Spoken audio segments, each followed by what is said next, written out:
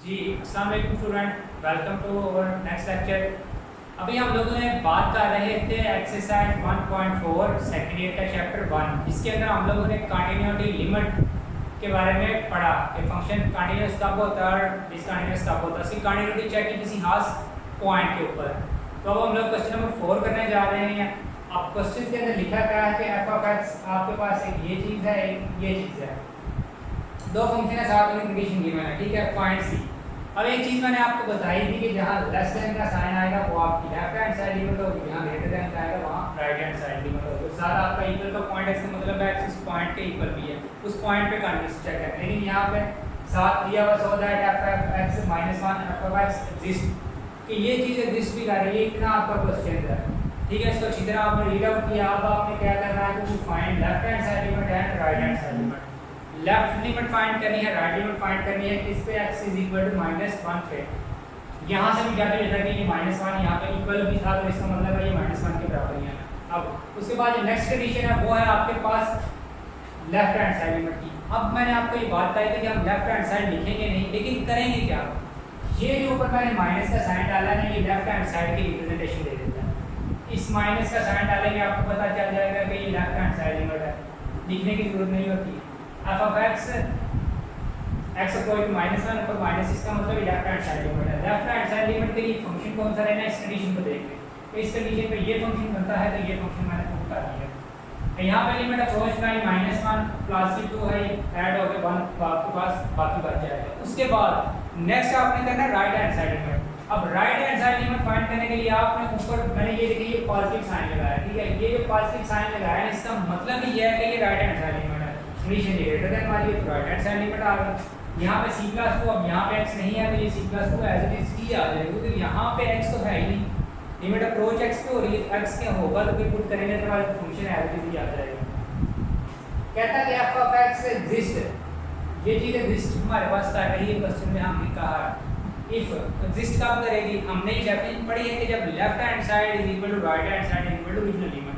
अगर left right equal होंगे तो ओरिजिनल लिमिट के बराबर होंगे, तो इसका मतलब है ये इफ एग्जिस्ट करता है जब लेफ्ट हैंड साइड और राइट हैंड साइड इक्वल है। ये माइनस सॉरी 1 ये इसका माइनस लगाना था, ये माइनस और ये पॉजिटिव, ये लेफ्ट को शो कर रहा है, ये राइट को शो कर रहा है। तो इसका मतलब है आपके पास लेफ्ट आ गई है 1, ये चीज राइट आपके पास c+2 है। तो अब आप अगर इसको को उठाकर उधर लेके जाएं, ठीक है, ये c+2 है और ये 1 है। अब ये 1 इधर ही रहेगा और ये आ जाएगा -2, तो आपके पास ये आ जाएगा -1। इस तरह से आपके पास c की फर्स्ट वैल्यू निकल आएगी। और क्वेश्चन में यही फाइंड करना था कि फाइंड c। अब यहाँ पे हमारा क्वेश्चन क्या होगा, कंप्लीट हो गया।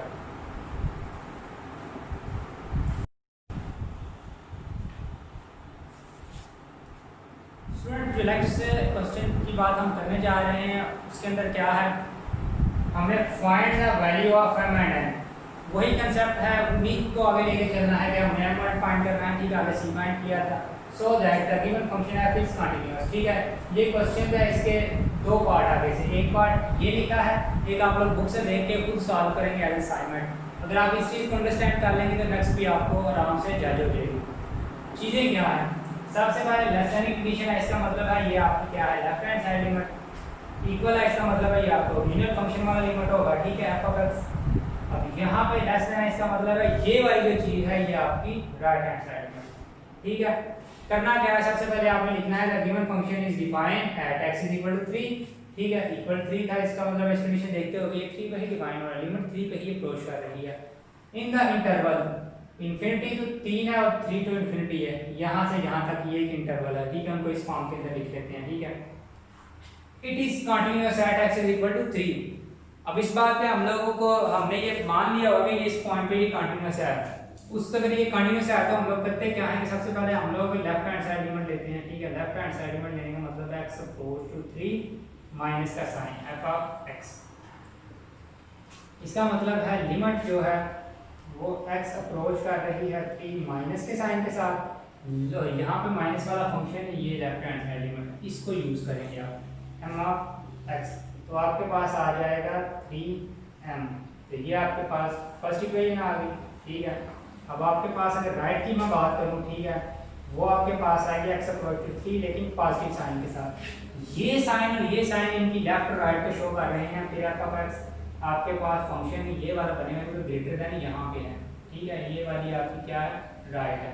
अब ये आपके पास आ जाएगा limit x approach to +3 -2x + 9, limit approach करवाएंगे -2 × 3 + 9, ठीक है।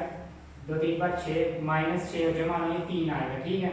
ये 3 का जाता है, आप जमा माइनस करके चेक कर लीजिएगा, ठीक है। आप लिखेंगे सो दैट कि जो ये फंक्शन है ना, ठीक है, वो है f(x) ओरिजिनल लिमिट के साथ x अप्रोच टू 3, ये f(3) बनता है, ठीक है। कब बनता है, जब ये 3 हो, फंक्शन के अंदर 3 आता है, ठीक है। अब आपके पास फर्स्ट चीज़ तो ये है। अब आप लिखेंगे जैसे मैंने पीछे लिखा कि limit x approach to 3f(x) is exist, अगर ये एग्जिस्ट करती है, ठीक है, इज नहीं एग्जिस्ट बल्कि सिर्फ एग्जिस्ट है इफ, कब, जब आपके पास लेफ्ट हैंड साइड लिमिट जो है वो इक्वल हो राइट हैंड साइड के। आपके पास क्या चीज आती है, 3m लेफ्ट वाली और पॉजिटिव m = 1, ठीक है,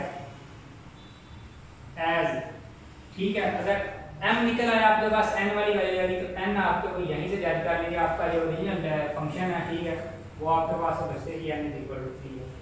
क्यों बचता है, क्योंकि आपके पास ये कंडीशन है।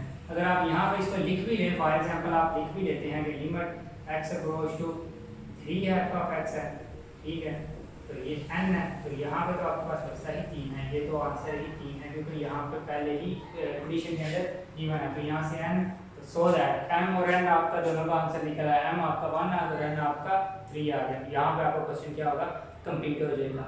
अब इसका जो सेकंड पार्ट है आपने बाय सेल्फ कंप्लीट करना है।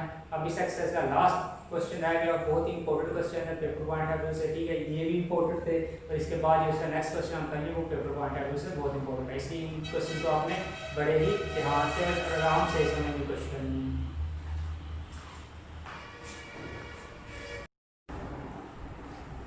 स्टूडेंट्स, नेक्स्ट क्वेश्चन हम करने जा रहे हैं, लास्ट क्वेश्चन है 6 और इंपॉर्टेंट क्वेश्चन है पेपर पॉइंट ऑफ व्यू से, ठीक है। इफ आपके पास ये फंक्शन गिवन है तो फाइंड वैल्यू ऑफ k की वैल्यू फाइंड करनी है। अब यहाँ पे क्वेश्चन पहले जज करें कि आपके पास less than equal greater than की कंडीशन नहीं है, आपके पास लेफ्ट राइट नहीं है, आपके पास ओरिजिनल लिमिट है। उसके लिए आपके पास एक ये कंडीशन है, ये कंडीशन है। अगर ये x = 2 पे है तो इसका मतलब है पहले ही आप f(2) = k लिख लेंगे, ये तो ये बात है। उसके बाद आपके पास सेकंड है ये फंक्शन है कि आपके पास इस फंक्शन की लिमिट अप्रोच करनी है।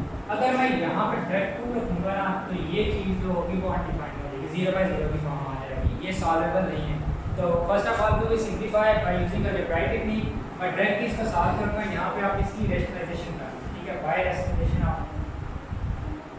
रेशनलाइजेशन के लिए आप क्या करते हैं, आपके पास क्रॉस मल्टीप्लिकेशन होती है, 2x + 5 ओरिजिनल फंक्शन, यहाँ पे ये साइन चेंज कर देते हैं, ये आपके पास आ जाए x + 7 डिवाइडेड बाय भी वही कंडीशन 2x + 5 और 7 आ जाएगा प्लस x + 7।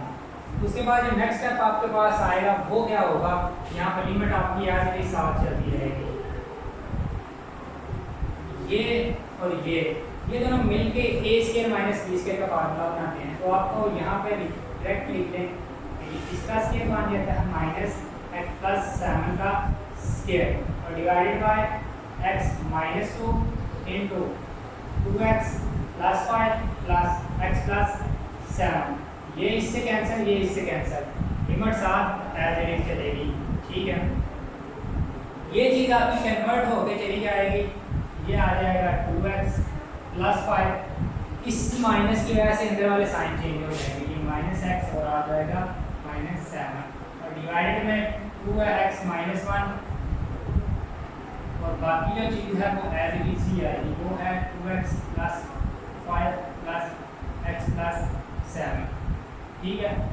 ये सिंप्लीफिकेशन करें, limit as it is x = 2, इसको सिंप्लीफाई करें, इसमें से गया तो ये आ जाएगा x, इसमें से गए तो ये आ जाएगा -2, ठीक है। तो ये जो भी x - 2 और 7 इंटू एक्स प्लस 5 का square root plus x plus 7 का स्क्वायर रूट। ये सेम है, तो ये क्या आ जाएंगे कैंसिल, लिमिट साथ ऐड है। अब आपके पास जो फाइनल चीज़ बनेगी एक्स अप्रोच टू 2 है, तो 1/2x प्लस 5 और प्लस आपके पास आ जाएगा एक्स प्लस 7। अब यहाँ पे ये सारी सिंप्लीफिकेशन मैंने फर्स्ट ईयर लेवल की है, बहुत आसान चीज़ें की है, रेस्ट्रिक्शन कर रहा हूँ, क्यों मैं इसका इसमें एज इट इज़ कोई नई चीज़ नहीं कर रहा। अब यहाँ पे जब आप लोग लिमिट अप्रोच करवाएंगे तो आपके पास 1/2 इंटू 2 प्लस 5, ये इसके साथ मल्टीप्लिकेशन होगी, ये स्क्वायर रूट के अंदर आ जाएगा, 7 5 2 प्लस 7। अब ये आपके पास 2 4 और जमा 9 का स्क्वायर रूट प्लस 9 का स्क्वायर रूट, लिमिट साथ, लिमिट यहाँ खत्म हो गई, आपने लिमिट क्या कर ली, अप्रोच करवा दी, ठीक है। अब ये आपके पास बन जाएगा 1/3 प्लस 3 1/6। अब यहाँ पे बात आप लिख लेंगे कि एज ये इज कंटिन्यूअस एज